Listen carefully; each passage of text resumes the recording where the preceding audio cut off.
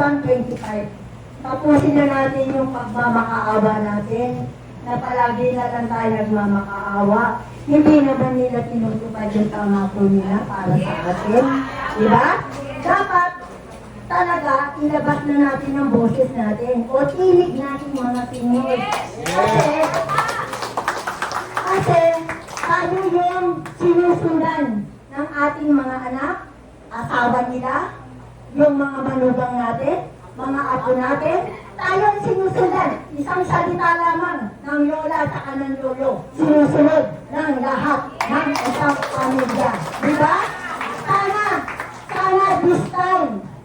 Kaya nandito po kayong lahat para mapakinggan ninyo at may sa isip ninyo, maisa puso ninyo na hanggang dito na lamang po ba tayo? Wala na po ba tayong pagbabago? Pasayahin naman natin ang ating mga sarili. Ibigay po natin ang totoong lakas natin kung ano ang tama, kung ano ang nararapat. Ibigay na po natin sapagkat nasa huli ang pagsisisi. Okay? Maraming salamat po. Yun lang po. 97!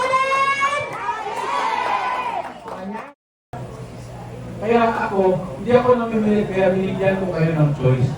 Kasi talaga para sa inyo to, kayo lahat i-involve ko. Yung mga gusto pang maligbihan niya, gusto pang mag-share, makatulong. Tama sabi ko, ito yung lakas. Ang lakas ko, yun yung galing sa lakas nyo. Diba? So yun na po. Ang tinig ng seniors, number 9.